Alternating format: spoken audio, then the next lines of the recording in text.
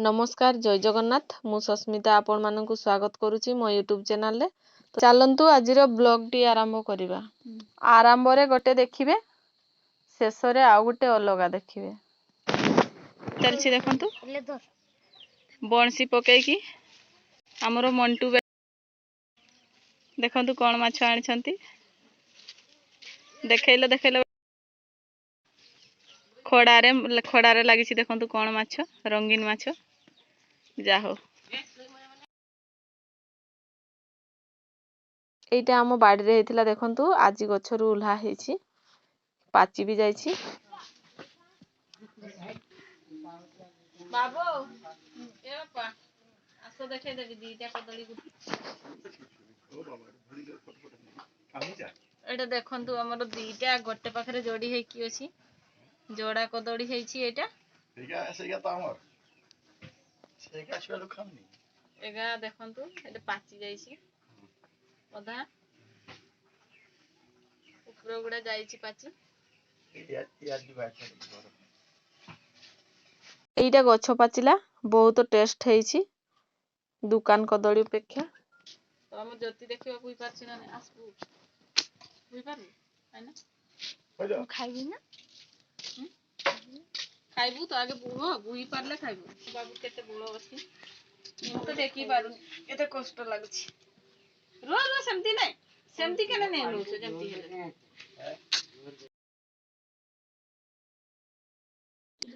देखंतु एबे हमरो बादाम भजा चलीछि न कोना कर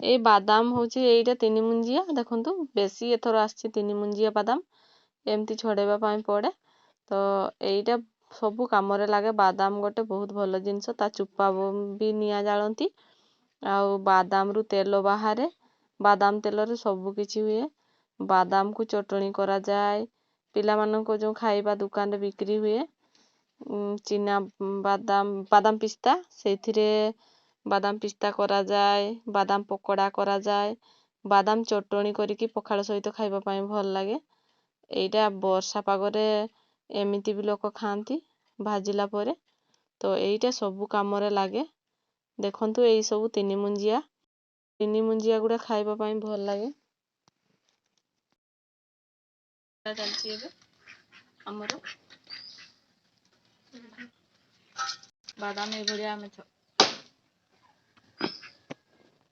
टिपी देले छाड़ी गला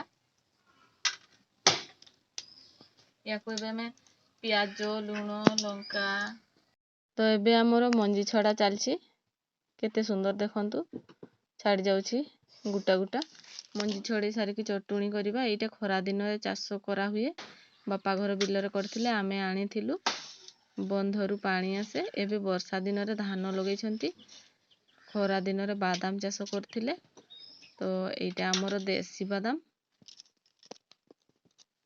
ए बादाम खाइबा पाई समस्ते भलो पांती छुआ बड़ लुको समस्ते कोन पाने एटा यात्रा गले भी समस्ते बेसी किनंती बादाम जोठी मेला होथिले भी बादाम भजा बेसी बिक्री हुए काइना समस्ते सेटा खाइबा पाई बेसी भलो पांती आउ मेला रे भी जणे जणे तो टीवी देखुथिले भी खाई खाई का देखंती टीवी देखिबे मोबाइल देखिबे ତ ସେଇଥିପାଇଁ ଏଇଟା ଆମର ଘରେ ଚାଷ ହେଇଥିଲା।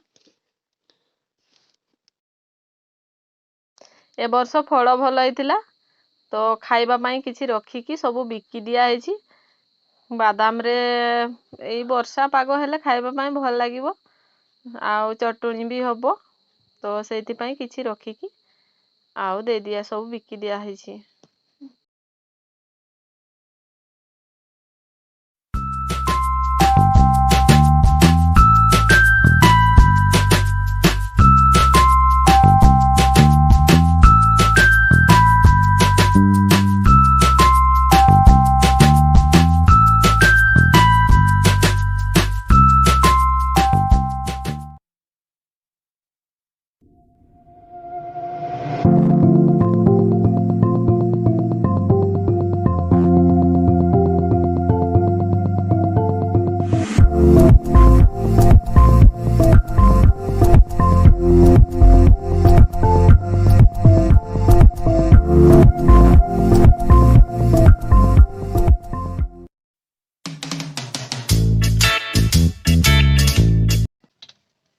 ଦେଖନ୍ତୁ ଏବେ ଆମର ଛଡ଼ା ସରି ଆସିଲାଣି। ଏବେ ଚଟଣି କରିବା। କେତେ ସୁନ୍ଦର ଛଡ଼ା ହେଲା। ୟାକୁ ଟିକେ ଭାଜିକି ଏବେ ଚୋପାକୁ ଘଷିଲେ ଉଠିଯିବ। ସେ ବାଦାମ ଚୋପାକୁ ଘଷିକି ଉଠେଇକି ତାପରେ ଏବେ ଚଟଣି କରିବା। ଏଇଟା ଭାତ ସହିତ ପଖାଳ ସହିତ ଖାଇଲେ ଭଲ ଲାଗେ। ବାଦାମରେ ବହୁତ କିଛି ଜିନିଷ ତିଆରି ହୁଏ। ପିଲାଙ୍କ ଖାଇବା ମଧ୍ୟ ତିଆରି ହୁଏ ବାଦାମ ମିକ୍ସ। ସବୁ ସାଙ୍ଗରେ ବାଦାମ ମିଶେ। କ୍ଷୀରିରେ ପକାନ୍ତି। ଆମର ପିଠା କ୍ଷୀରି ସବୁଥିରେ ପଡ଼େ ଏଇଗୁଡ଼ା।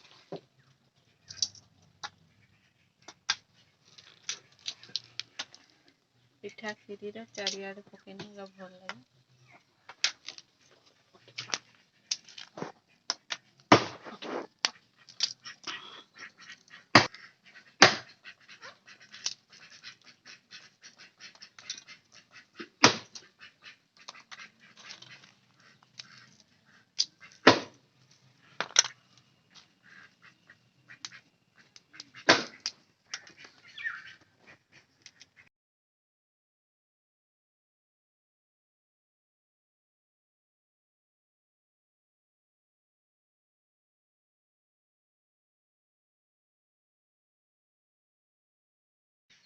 ରସୁଣ, ପିଆଜ, ଲଙ୍କା ଏବେ ଛେଚିବା। ଏଇ ସବୁ ଜିନିଷ ଆମର ହବ।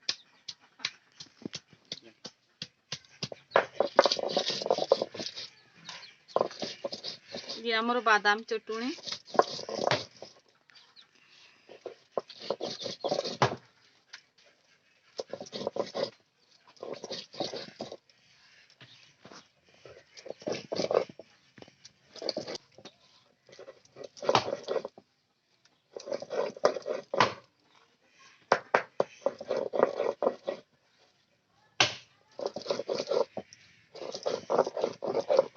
ଦିଆ ହେଇନଥିଲା, ତ ଏବେ ମୁଁ ଲୁଣ ପକେଇଲି। ୟା ଦେହରେ ଆମେ ବାଦାମକୁ ଦେଇଦେବା, ମଞ୍ଜି ମୁଁ ଛଡ଼େଇକି ରଖିଥିଲି।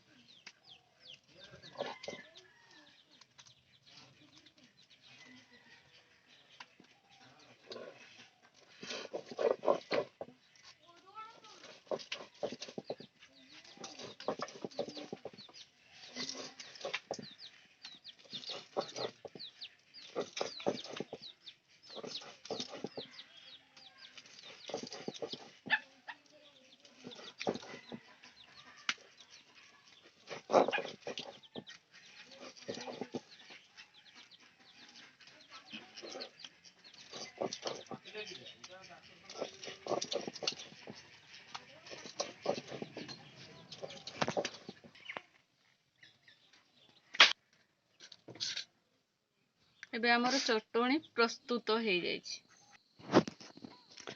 ତ ଆଜିର ବ୍ଲଗ୍ଟି ଏଇଠି ଶେଷ କରୁଛି। ଦେଖା ହବ ନେକ୍ସଟ ବ୍ଲଗ୍ରେ। ଆପଣମାନେ ଯଦି ଆମ ଚ୍ୟାନେଲରେ ନୂଆ, ସବସ୍କ୍ରାଇବ୍ ନିଶ୍ଚୟ କରନ୍ତୁ।